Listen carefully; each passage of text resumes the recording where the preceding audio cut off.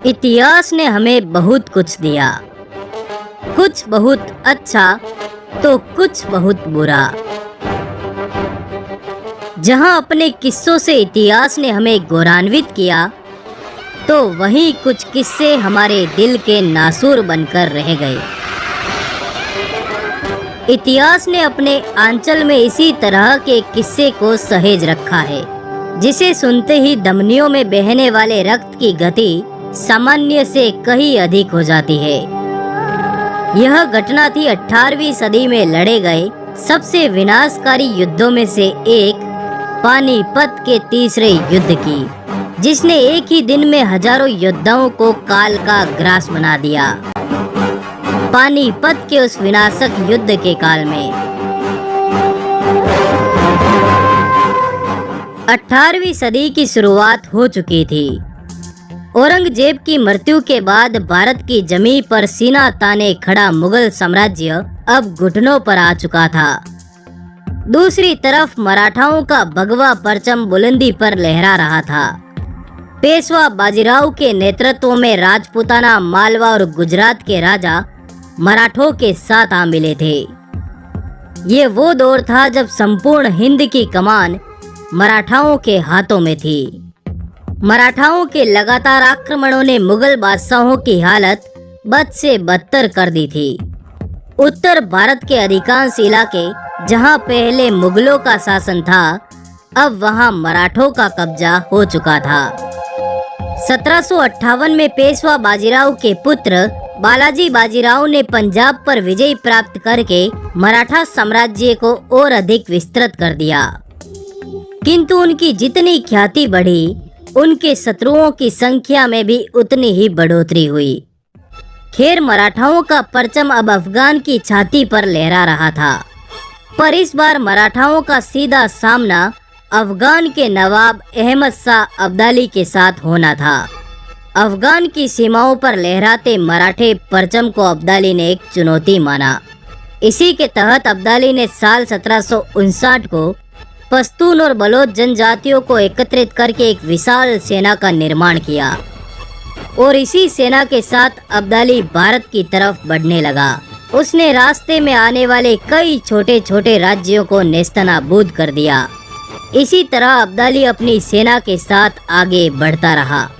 अब्दाली के बढ़ते कदमों को रोकने के लिए भाऊ पेशवा ने एक विशाल सेना के साथ अब्दाली को पानीपत के मैदानों में घेर लिया, जिसके बाद फरवरी सन 1761 को आगाज हुआ पानीपत के तीसरे युद्ध का, जब अटक से कटक तक मराठाओं ने भगवा लहराया। सन 1707 के बाद छत्रपति शिवाजी महाराज द्वारा देखा गया संपूर्ण भारत पर मराठा हिंद साम्राज्य के आधिपत्य का स्वप्न अब पूर्ण होता प्रतीत हो रहा था। 1758 में मराठाओं ने दिल्ली सहित लाहौर पर कब्जा कर लिया तथा तैमूर शाह दुर्रानी को वहां से खदेड़ दिया। अब मराठा साम्राज्य की हदें उत्तर में सिंधु की धाराओं से लेकर हिमालय की पहाड़ियों तक और दक्षिण के मैदानों से लेकर अफगान की घाटियों तक फैल चुकी थी। उन दिनों मराठा साम्राज्य की कमान पेशवा बाजीराव के पुत्र बालाजी बाजीराव के हाथों में थी।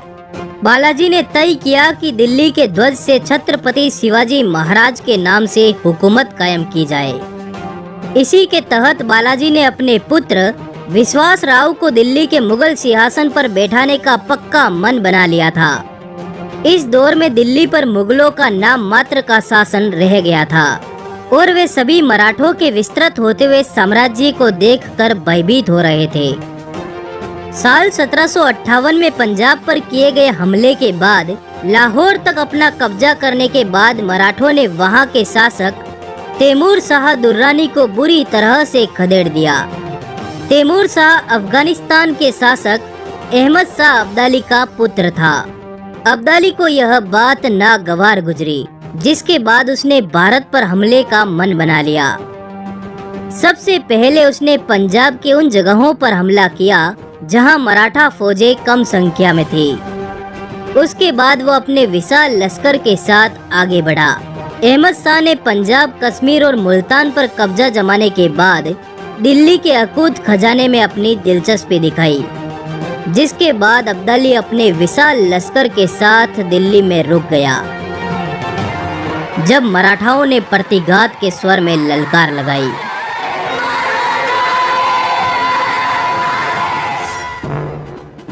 अब्दाली के दिल्ली में रुकने से मराठे गुस्से की आग में तपने लगे। इसी ताप में तप रहे मराठा सरदारों ने अहमद शाह अब्दाली के खिलाफ जंग का ऐलान कर दिया।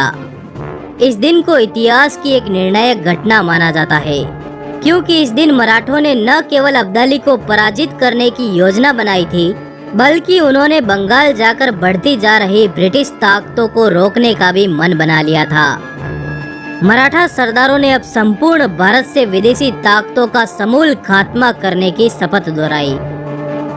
अगर यह संभव हो जाता तो शायद ब्रिटिश साम्राज्य का अंत उसके उदय से पूर्व ही संभव था। खैर, इस समय मराठा साम्राज्य के पास एक विशाल सेना थी, पर कहीं न कहीं उनको दूसरे राजाओं के समर्थन की भी जरूरत थी। कहने के लिए तो मुगल शासक मराठों के साथ थे, किंतु उनकी वफादारी हमेशा संदेहपूर्ण रही। मराठा उन पर पूरा विश्वास कभी नहीं कर सकते थे। दूसरी तरफ छत्रपति शिवाजी राजे के समय मराठों के राजपूतों से बहुत घनिष्ठ संबंध थे, किंतु साल 1750 आते आते मराठा और राजपूतों के संबंध खराब होने शुरू हो गए। वहीं ब्रज के ताज हिंदू राजा सूरजमल मराठों के कट्टर समर्थक, किंतु वक्त के साथ जाट और मराठाओं की मित्रता भी कमजोर पड़ने लगी। खैर, चारों दिशाओं की स्थिति को भांपने के बाद 14 अप्रैल सन 1760 को मराठा सेना भाऊ सदाशिवराव पेशवे के नेतृत्व में पुणे से दिल्ली की ओर रवाना हुई। यहाँ से प्रस्थान करते समय मराठा सेना में 50,000 पैदल सैनिक थे। आगे के सफर में जैसे जैसे मराठों को अपने सहायकों की मदद मिली, वैसे वैसे उनकी संख्या बढ़ती चली गई। आगे बढ़ रही मराठा सेना को कई राज्यों की सेनाएं और अनुभवी योद्धा मिलते गए, जिसने मराठों की ताकत को दोगुना कर दिया। इब्राहिम खान गारदी का भी मराठों की ओर से इस युद्ध में विशेष योगदान रहा। गारदी के पास फ्रांस में निर्मित राइफलों के साथ 8,000 ऐसे सैनिक थे जो फ्रांसीसी सेना द्वारा प्रशिक्षित थे। वे भी मराठों के साथ आ मिले। गारदी के पास 200 उत्कृष्ट बंदूकें तथा युद्ध की तोपें भी थी, जिनका उन दिनों विशेष महत्व था। मई और जून के बाद जब लंबे सफर के बाद मराठा आगरा पहुंचे, तब मल्हार राव होलकर और जुनकोजी सिंधिया भी अपनी सेनाओं के साथ मराठा सेना में शामिल हो गए। इसी कड़ी में मराठा सेना जब दिल्ली पहुंची, तब उनकी सैन्य शक्ति 2 लाख तक पहुंच चुकी थी। वहीं मुगल बादशाह मराठों की सहायता के लिए पहले से संधिबद्ध थे। दूसरी तरफ दिल्ली में मराठों के बहुत कम शुभचिंतक थे। असल में वे मराठों के बढ़ते वर्चस्व से खुश नहीं थे। इस बात का फायदा उठाते हुए तो नजीब खान जैसे बादशाहों ने अब्दाली को विशेष रूप से आमंत्रित किया था। दिलचस्प बात तो यह थी कि अब्दाली ने केवल लूट के मंसूबों के साथ भारत में कदम नहीं रखे थे, अपितु उसका सपना दिल्ली के सिंहासन को मुगलों के हाथों से छीनना था। इसी के तहत उसने उत्तरी दिल्ली में बसे हुए अफगानियों को अपनी तरफ कर लिया था, जो कि इस युद्ध में फायदेमंद साबित हुआ। मकर संक्रांति के दिन जब रण में हुआ मृत्यु का तांडव, 14 जनवरी सन 1761 मकर संक्रांति के दिन पानीपत के मैदानों में दोनों सेनाएं आमने सामने आई, जिसके बाद रण में शुरू हुआ मृत्यु का तांडव। इब्राहिम खान की विशेष बंदूकों और तोपों ने रणभूमि में हाहाकार मचा रखा था। ऐसा प्रतीत हो रहा था कि मराठा आज नया इतिहास लिखेंगे। किंतु शाम होते होते युद्ध की स्थिति पूरी तरह से बदल चुकी थी। दोनों पक्षों के लगभग 40,000 सैनिक काल के ग्रास बन चुके थे। पेशवा बाजीराव के पुत्र विश्वासराव, जसवंतराव पवार तथा तुकोजी सिंधिया सहित कितने ही योद्धा वीर गति को प्राप्त हो चुके थे।